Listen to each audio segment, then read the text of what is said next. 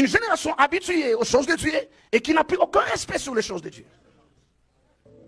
La Bible dit ne méprisez pas les prophéties. S'il y a une fenêtre que Dieu vous donne, c'est d'examiner les prophéties. Et ce qui est grave, la Bible dit retenez ce qui est bon et rejetez ce qui est. Vous voulez que j'aille en profondeur? Ce verset veut dire que dans une même prophétie, il peut y avoir du blé et de l'ivraie. C'est mon devoir d'éduquer, c'est mon devoir de parler. Dieu m'a donné l'aura et je dois l'utiliser pour aider l'église. Je peux vous dire, j'ai grandi à l'église, je connais l'histoire de l'église. Sur toutes les prophéties données, 95% des prophéties sont vraies. Même si le mobile pour lequel il a été donné est faussé. Écoutez, il y a une différence entre un faux prophète et prophétiser faussement. Les gens expliquent aujourd'hui, on donne des prophéties, on ne voit pas de résultats. Mais parce que vous ne connaissez pas la science des choses de Dieu. Regardez, la prophétie dérive de deux choses. La prophétie dérive de l'omniprésence de Dieu.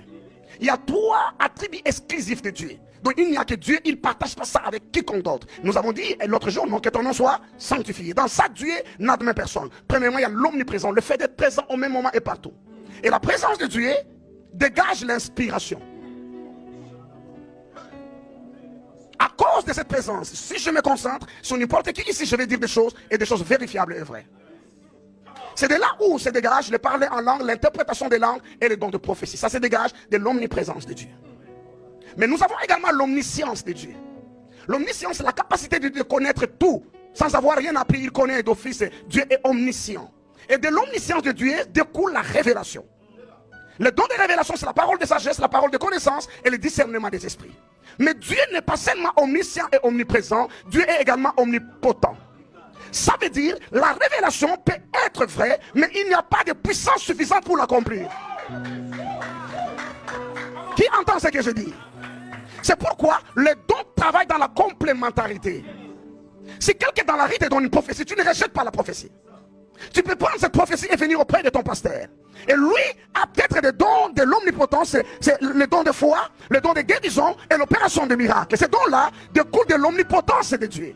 Le fait qu'une prophétie n'est pas accomplie ne veut pas dire que ça ne venait pas de Dieu. Ça venait de l'omniscience ou de l'omniprésence de Dieu. Mais ça demande maintenant une connaissance à l'omnipotence de Dieu. C'est pourquoi d'ailleurs, il y a des prophéties qui viennent avec des instructions. Quand un prophète donne l'instruction, j'ai entendu pasteur Israël dire à maman Mamé d'amener ça et d'amener une offrande. Mais c'est quoi le rôle de l'offrande? Parce qu'en fait, le travail des prophètes, ce n'est même pas d'enseigner. C'est vous qui les amenez à enseigner, à se justifier, à cause de votre incrédulité. Le travail du prophète, c'est de parler. L'enseignement, ça c'est le travail des enseignants. Mais ce qu'il a fait, au fait, moi je connais la science des choses de Dieu. Ça veut dire que cette offrande-là devient le substitut pour cette blessure que l'enfant devait subir.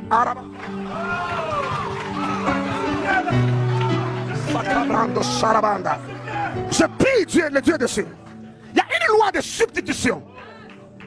Il arrive des fois dans le monde spirituel que des choses sont arrêtées. Personne ne peut changer, ni Dieu. Oui, ni Dieu ne peut pas changer, sinon Jésus ne serait pas mort. Jésus est mort parce qu'il y avait une loi de substitution que Dieu a établie. Et parce que Dieu ne voulait pas que l'homme meure, il fallait que Dieu trouve un substitut à la place de l'homme.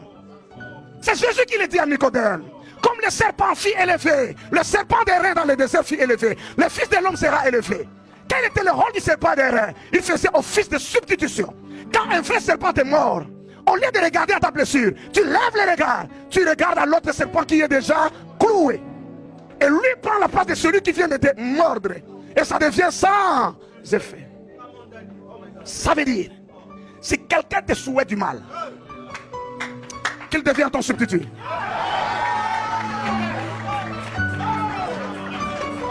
Rando Sharamandi Kabranda. Lando Rabasu Kabranda.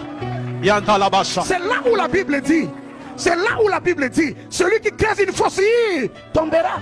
Parce qu'il a creusé la fosse pour que quelqu'un tombe. Mais celui qui devait tomber connaît la loi de la substitution. J'active ce soir la loi de l'activation.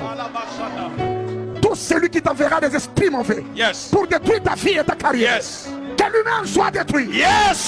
Qu'il soit détruit au nom de Jésus. Sabrata Kamarandi Sharaba. Il a ramando Sharaba. Oh, le robot Sharaba. Il n'a mal à la